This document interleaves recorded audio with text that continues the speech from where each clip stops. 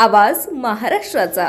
निगडी प्राधिकरण येथील ज्ञानप्रबोधिनी शाळेमध्ये 6 दिवस ऑलिम्पिक प्रदर्शनाचे आयोजन करण्यात आलेले आहे। प्राचीन ऑलिम्पिक ते आधुनिक ऑलिम्पिक प्रदर्शनाचे आयोजन करण्यात येथे आलेले आहे। आतापर्यंत ऑलिम्पिकबद्दल जास्त माहिती नसल्याने या ऑलिम्पिकबद्दल जाणून घेण्यासाठी येथे विद्यार्थी पालक यांनी या प्रदर्शनाला भेट द्यावी असं आवाहन यावेळी पिंपरी चिंचवड महापालिकेचे अतिरिक्त आयुक्त प्रदीप जांभळे पाटील यांनी केलेलं आहे। प्रदर्शनाविषयी ज्ञानप्रबोधिनीचे केंद्रप्रमुख माननीय देवळेकर सर्व टीमनी या ठिकाणी ऑलिम्पिक प्रदर्शनाबद्दल ज्ञानप्रबोधिनी इथे आज त्याचं एक प्रदर्शन भरवले। या निमित्ताने येण्याचा योग आहे इथे।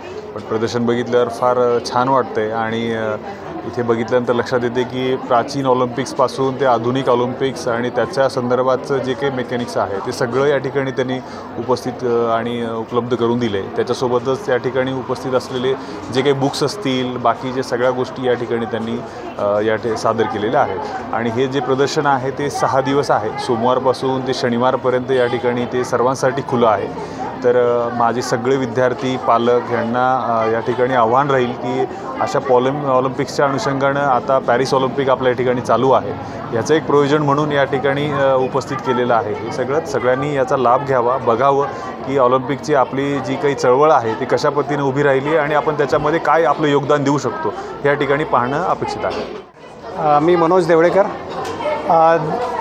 नेहमीची येतो मग पावसाळा, प्रत्येक ऑलिम्पिकच्या वेळेस आपण देशाला पदकं नाही असं आपण पाहतो। आता गेले काही वर्षात आपण पदकांची काय म्हणूयात भूक थोडीशी आपली भागायला लागली आहे, पण अजून 144 कोटींचा देश आपण अजून एका ऑलिम्पिकमध्ये 2 दशकांच्या आकड्यामध्ये आपण पदकं मिळवू शकलेलं नाही आहेत। तर ह्याच्यामागचं अनेक कारणे, त्यापैकी एक महत्त्वाचं की ऑलिम्पिक हे काय आहे हे आपल्या समाजाला देशाला माहितीच नाही आहे। ऑलिम्पिक ह्या केवळ स्पर्धा नाही आहेत, त्या माणसाच्या विकासाची चळवळ आहे आणि त्यासाठी प्रत्येक माणूस हा मी प्रगती केली पाहिजे, शास्त्रातली असेल, शरीराची असेल, मनाची असेल, बुद्धीची असेल, ही प्रगती केल्याशिवाय त्यात पद्धत मिळत नाही।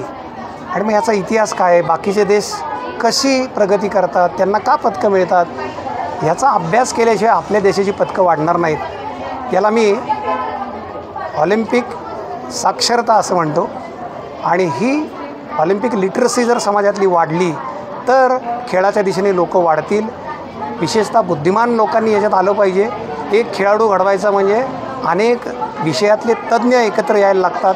त्यात स्पोर्ट्स सायकॉलॉजिस्ट लागतो, कोच लागतो, फिटनेस ट्रेनर लागतो, फिजिओथेरपिस्ट लागतो, न्यूट्रिशनिस्ट लागतो। यातनी एकत्रित काम केलं तर खेळाडू घडतो ऑलिम्पिकच्या दर्जाचा। आणि देशामध्ये, आपल्या समाजामध्ये या सगळ्या तज्ज्ञांना कळावं की खेळाच्या विकासासाठी त्यांनी काम केलं पाहिजे, एकत्रित काम केलं पाहिजे, तर देशाची मान ऑलिम्पिकमध्ये उंचावेल। या जागृतीचा हा एक आमचा छोटा प्रयत्न आहे। ज्ञानप्रबोधिनी ही गेली 27 वर्षे इथं क्रीडाकुल या क्रीडा प्रकल्पातनं अशा शास्त्रशुद्ध पद्धतीने खेळाडू घडवण्याचा प्रयत्न करते आहे। त्यातलाच हा एक प्रयत्न की आता हे जगापर्यंत, समाजापर्यंत, आपल्या भारतातल्या सगळ्या नागरिकांपर्यंत हा ऑलिम्पिक विषय पोहोचवण्यासाठी हे प्रदर्शन आम्ही आयोजित केलं आहे। आमच्या मुलांनाही याच्या अभ्यासातनं, आमच्या क्रीडा प्रशिक्षकांनासुद्धा याच्या अभ्यासातनं खूप प्रेरणा मिळते आहे। त्यामुळे खेळाडू हा घडवण्यासाठी, ही प्रेरणा मिळवण्यासाठी आम्ही हे प्रदर्शन हे भरवलेलं आहे। पुणे तसेच पिंपरी चिंचवड आणि महाराष्ट्रातील महत्त्वाच्या आणि ताज्या बातम्या पाहण्यासाठी महाराष्ट्र 18 न्यूज चॅनलला यूट्यूबवर सबस्क्राईब करा आणि बेल आयकॉन प्रेस करा।